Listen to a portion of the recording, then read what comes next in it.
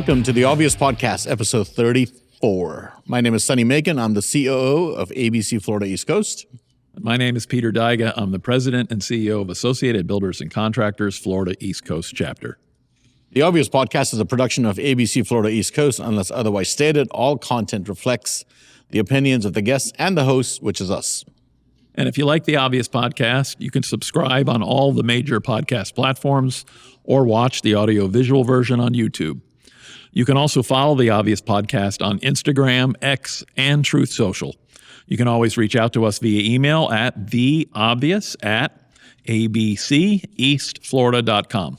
Links to all the social media feeds are in this episode's show notes, and if you want to help others find the podcast, and many of you have, thank you, please leave us a review on your podcast platform of choice. Happy Friday, Peter. Happy Friday to you. Here we are, another episode. So today I wanted to talk to you about Gen Z. I find the topic a little interesting because I have two daughters that are in that generation. Just so you, our audience, knows, Gen Z is defined as being born between 1997 and 2012. Oof, I feel old already. Yeah, for sure. Right? Yeah. And what I particularly find interesting about Gen Z is that Gen Z is rebelling a lot of the trends that have held with young people, starting with really our parents, starting with the 60s, and how sort of the countercultural revolution that occurred in the 60s and in the 70s is sort of now coming back and doing a complete 180. Because Gen Z, according to all the data that I've seen, is more politically conservative, especially the men, than really any generation prior up until the 60s. And I'm really curious about kind of what's led to that development, what that means for the future, how. I know Trump did really well with the Gen Z, 14-point bump from his previous election against Biden. Not against Gen Z, but just amongst young people. He's crushing it, and especially amongst young men. And you and I think we're talking right before the podcast too, recording. I think I just read a poll. Yeah, we love to poll everything, right? We do. That came out after the Liberation Day, a.k.a. The announcement of the tariffs. Yes. And his support amongst three key groups that were instrumental in his victory actually went up post Liberation Day. Wow. So the millennials, or the Gen Z, were one of them. One of those three? Oh, yep. And I think blacks and Hispanics all went up. So even higher approval rating afterwards, according to this. In spite of all of the media hysteria. That's right. And I think that's a little bit of what we want to get touch on. Why or what's behind this. And I think a big part of it is the evolution of the media landscape. Yeah. One thing I do want to point. Do you remember a few weeks ago there were these protests all over the country called the Hands Up protests? Yeah. Right. I know we're supposed to believe they were organic, but I've heard of sort of all of the left-wing groups, from Move On to Indivisible, all sort of joining forces. There's this group called Indivisible that started in 2016 when Trump was first elected. That received, I think, $9 or $10 million from Open Society Foundation, which is Soros's group. But that's a whole different conversation. But I remember seeing the president tweeted, pretty much Soros was behind this. Behind it was AstroTurf, which kind of been the case from the left for a while years. Now. So, But I remember seeing clips of these protests, and there were no young people. Yeah, I actually saw a clip on, I forget exactly where it was. It was one of the protesters or organizers or leaders or whatever complaining about where the young people were. So I thought it was interesting. They're not as enamored by $100 for a couple hours of protesting than apparently the old boomers are. That's right. The old boomers were like, we'll do anything for $100. Yeah. It is, I have two daughters that are in that age range. They're both in college. They both are right of center, so thank God for that. Congratulations. Thank you. I don't know how you do it. Thank you. I used to say that about myself. I don't know how anybody grows up right of center or conservative, because for a good number of decades, pretty much every influence in our society, education, including the K through 12 or the, Yeah. certainly higher education, our media, Yeah. our pretty much everything. So you really had to buck something. You really had to something. Your parenting or what you got at home had to really be strong. So I made a real deliberate effort to not force feed my politics on my children, right? And let them conclude on their own. Give them and give them the information, show them data, show them sources, show them primary sources. the ability to think logically, Yeah. understand the difference between fact and opinion. Right. You've seen those old exercises, by the way. I mean, they're as old as can be. I think even when I was in school, how they would, somebody would give you a story, a journalist story, you Right. know, and what's fact and what's opinion. Right. I like you've seen those before. I have. I don't know whatever happened to those, but we clearly must take them out because I think that's probably one of the first elements, right? You got to be able to understand the difference between fact and opinion. Yeah. I think I remember discussing with you, I think I told you this. I kind of got first exposed to Rush Limbaugh when I was in high school. And at a summer job, my boss used to play his radio show on our speaker system. And the thing that I remember the most from that summer was Limbaugh talking about some bill in which the Republicans were trying to cut the rate of spending growth. Right. Not even cut it, but Not the rate of growth. cut the program, but Right. to Instead cut of growing, increasing 10%, maybe 5%. Right. You know, cut the growth. And then he plays all these clips of the media claiming media that, Republicans hate children and poor children. And technically, I guess it is a cut. But it's a cut But in the exactly. growth, Exactly. right? And I remember sharing that example with my kids, and they were like so flummoxed by that interpretation. And I kind of told them look, politics and media consumption isn't really about what they're telling you; it's about what they're not telling you, right? What are they omitting? What are they skipping? What facts are being mangled to fit a point of view? And I just want you to recognize the point of view. I'm not even going to tell you what perspective is right or wrong, or how to really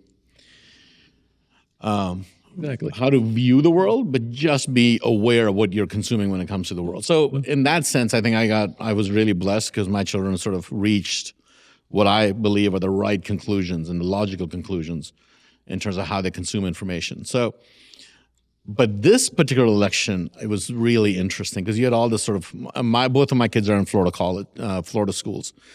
And everything that's happening on college campuses, especially around the whole Gaza-Israel issue, which wasn't really an issue in Florida, but there was almost like a whisper campaign that my children told me about, where kids would make a Trump joke and then wait and see how you reacted to it. Right. Right? Interesting. And there was I'll never forget this. My daughter was telling me. The other students. Students talking to students, right?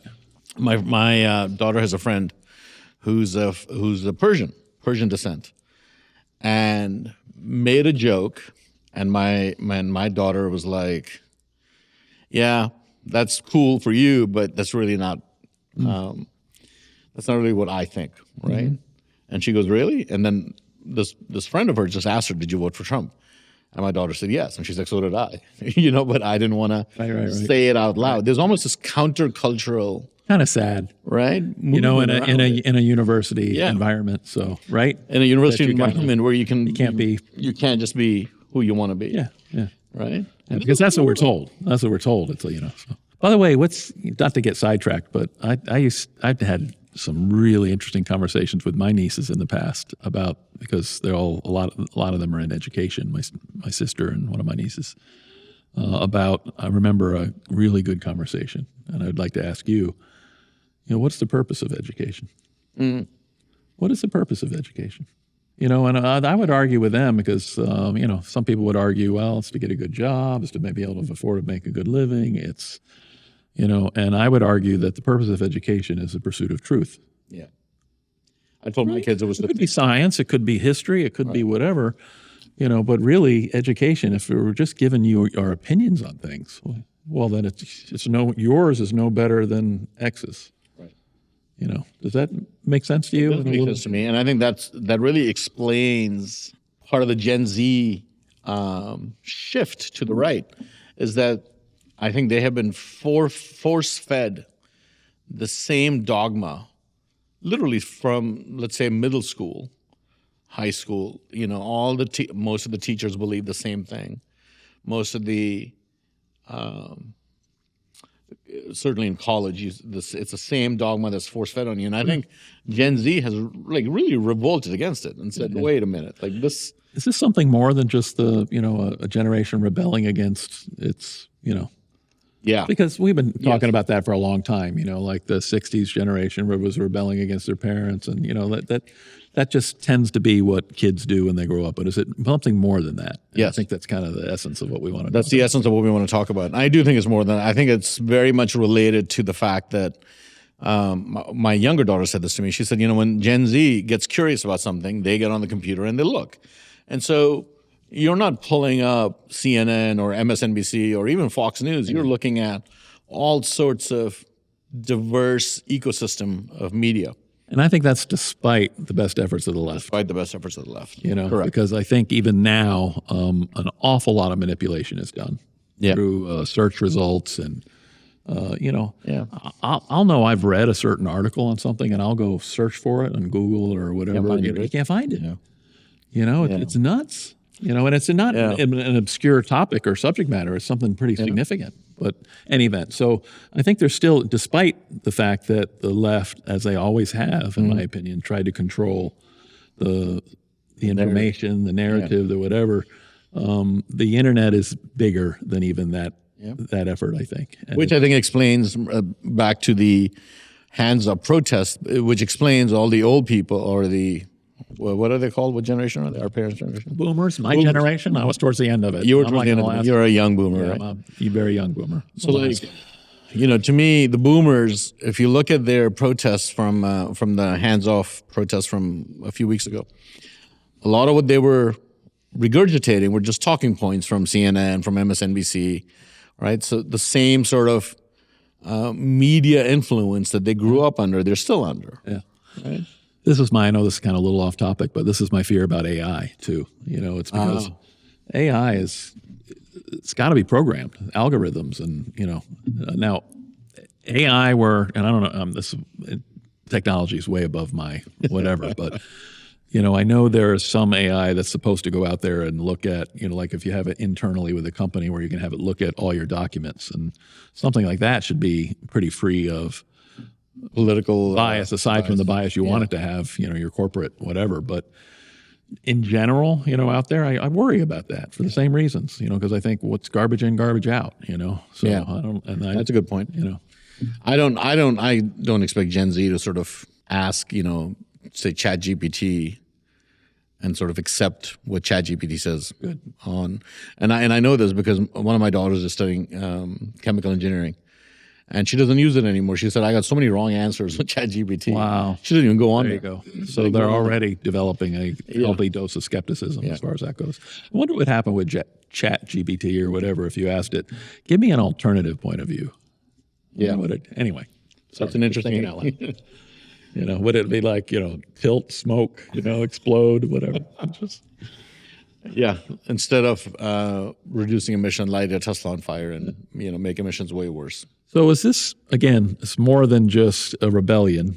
It's the internet, I think, in large part, and their exposure to, and being able to find their own answers a little bit more, right? So my younger daughter had a theory, and I haven't verified this in any way. It's just her theory. This whole idea of not being a part of the corporate cog, right? Okay. Wanting to be influencers and TikTok stars lends itself to entrepreneurial thinking. Interesting. Right? And so they are either consciously or subconsciously or rejecting what the system tells them, and they're thinking they can do this on their own, right? And they can be successful on their own, and they don't need to be told. Interesting. This is how you do it. It's an interesting. I think it was an interesting point as well. And let's see how sort of the data shakes out as time goes by. But it's interesting that men and women, tend to be more entrepreneurial, not because they want to start businesses, but they feel like they can be successful in this whole different realm that for all of us wasn't even a consideration, didn't exist. Right. I mean, the amount of money people are making off of YouTube and TikTok. I mean, that's, some are doing phenomenally well, and so, and I get that it's as rare as being a pro athlete, but people are still trying. People are still trying to kind of break through the noise and all of that. So I think that connection to entrepreneurship. Is this sustainable, and is it a long-term shifting of political? So I looked that up. Once you vote 3 times for a party, there's a 99% probability you're voting for that party your whole life. Really? Somebody's done that research? Somebody's done that research. Wow. So interesting. So if you end up voting Republican 3 times or Democrat 3 times, right. You're not. So then you might have that generation, but then the question is, the next generation after, what's going to happen with them? They're going to be subject to the same environment. So there's a good case to be made, I suppose, that they might continue to develop as long as, again, you have the facts and the results on your side, I suppose. So and I think they do, despite the myth that they don't understand what reality is. I think they understand reality a lot more than we give them credit for, especially Gen Z. This idea of, like, I'll give you an example, right? So when the Gaza protests broke up, my one of my daughters called me. It wasn't really up to speed on the whole Israel conflict, and said, "What do you know?" And all I asked her was to Google the etymology of the word Palestinian. Just look it up. And then she called me. She said, I read it. We had a long conversation, went back to 1947, the creation of Israel. And I just gave her a historical context, and then said, watch some of the videos of what happened on October 7th. And you'll see why Israel is doing what Israel is doing. So, and I'm not telling them, Israel's great, Palestinians are terrible. I'm just saying, look, there's all this history, and it's not all good or all bad. It's muddy, and you have to kind of figure out what side of civilization are you on, And that's why I think you see a lot of that protests and stuff just sort of limited to these schools that foster, I don't know if you want to call it anti-Semitism or the left-wing perspective or whatever you want to call it. They just kind of. What do you think of, in the early days, certainly in the first 100 of this administration, they're revoking a lot of the visas of these foreign students. Yeah. They're part of a movement that is not supportive of our values of human rights, and I don't know. Anyway, we could get into a lot of detail on these things, but there's a shift right afoot. Absolutely. And if your campus is not going to protect, for example, Jewish students from hate and from attacks and because I've heard somebody say, fill in any other group. Yeah. Aside from, Christians perhaps, but, I don't know, Muslims or Hispanics or, fill in any other group. If they were being treated that way on a college campus, we wouldn't tolerate it. You would have me. But that's starting to change. This administration is be like, and the irony is, I've always said, the Democrats have always broken new ground in terms of how the government responds to certain things without really recognizing the long-term detriment to, because I'm sure I remember it was probably back in the 80s or something when we changed the drinking age, I think, in the country from 18 to 21. That was probably the 80s or 90s. I don't know. No, it was 80s. It was early 80s. Yeah. And there were a lot of states that were opposed to that. They were like, man, if you can, even today, people will make the argument, if you can go to war for your country, you ought to be able to drink. By the way, it's different in a lot of other places. I think most of Europe's Costa Rica, for example, I think you can't drink till. See, it's the other way around. You can drink at 18, you can't drive till 21 or something like that. Seriously. That makes more sense. But in any event, there are a lot of states that were opposed. And the way the federal government got people in line was, if you don't do it, we're not giving you tax, or you're not giving you highway dollars, highway funding. So this has been going on for like 50 years. Yeah. The federal government, and that's exactly what's happening now. Is the President Trump is basically saying, if you can't protect an environment at an institute of higher learning, where everyone's free to get an education without fear of or they're withdrawing some of their money. Which I think is great. And thank you, Democrats, for paving the way for the federal government using the sledgehammer of money to to getting them to behave, Yeah. right? Well, people are habits of creatures of incentives. There's a great quote, and I know we're low on time. There was a great quote from Again? Marco. Yeah, Getting started. I know. Marco Rubio was being interviewed, and he said, "Look, if you fill out your application and you tell us on your application, this is for international students, that I'm going to come to America and I'm going to protest. I'm going to lead protests. I'm going to bar Jewish students from going to campus. I'm going to light the American flag on fire. I'm going to skip class and I'm going to lead others into protest. Right. I'm going to support governments that have terrorists or terrorist organizations. like Terrorist Hamas. organizations. He said we would never give you the student visa. So if you do that, once you have a student visa, we can revoke it. Yeah, of course. Which in any world makes perfect Well, sense. actually, you're mistaken, Sonny. Only a judge can do that, not the executive branch. They don't have any power. One of the judges 670 district court judges. Yeah. And I just think, okay, well, what if you were an international student? If you're an American student in Cairo or in Riyadh or in Gaza, Yeah. you can't do any of that. Yeah. Your ass would be out of there so quickly. Yeah. right. For sure.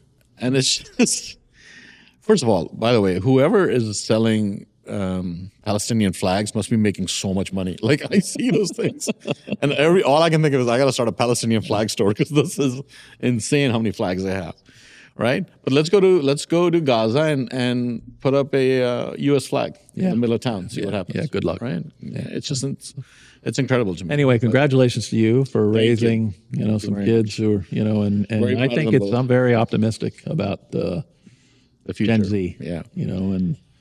And their children. I think they'll do a great job with their children too. So let's hope they see the benefit in family formation and exactly. bringing up the birth rate. So, but it's been great as always. We are grateful to you for joining this little conversation we have, and for listening and honoring us with your time. And we hope you'll send us your comments. We'd love to hear them. Any ideas on future show subjects or your thoughts on anything we've discussed, send us an email at theobvious@abceastflorida.com. Until next time, Sonny. See you soon. Ciao.